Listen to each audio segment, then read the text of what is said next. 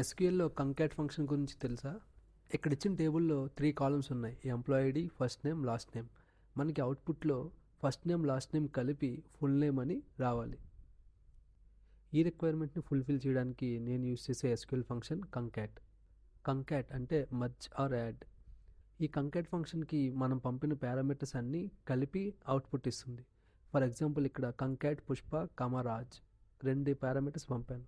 So మనకు output Pushparaj అని వస్తుంది. కానీ ఇక్కడ పుష్పకి రాజ్కి మధ్యలో స్పేస్ లేదు.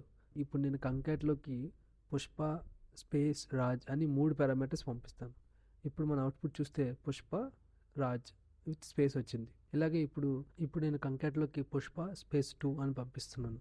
సో అవుట్పుట్ మనకి పుష్ప 2 విత్ స్పేస్ వచ్చింది. ఇప్పుడు మనం యాక్చువల్ సొల్యూషన్ రాద్దాం. సెలెక్ట్ స్టార్ ఫ్రమ్ ఎంప్లాయీస్ అని క్వరీ ఫైర్ చేయగానే ఎంప్లాయీస్లో ఉన్న అన్ని కాలమ్స్ వస్తాయి. సో నాకు only first name and last name కావాలి కాబట్టి సెలెక్ట్ ఏ కాలమ్ నేమ్స్ కావాలో ఆ కాలమ్ నేమ్ మాత్రమే పెడతాను. Select first name and last name from employees. So ఇప్పుడు చూస్తే మనకి first name last name print అయినాయి. మన రిక్వైర్మెంట్ ప్రకారం ఈ రెండు కంకాట్ అయ్యి అంటే మర్జ్ అయ్యి కావాలి ఫుల్ నేమ్ లాగా. సో ఇప్పుడు సెలెక్ట్ ఏ కాలమ్స్ కావాలో ఆ కాలమ్స్ కంకాట్ ఫంక్షన్లోకి పంపిస్తున్నాను. అవుట్పుట్లో మనకు కావాల్సిన కాలమ్ పేరు ఫుల్ నేమ్.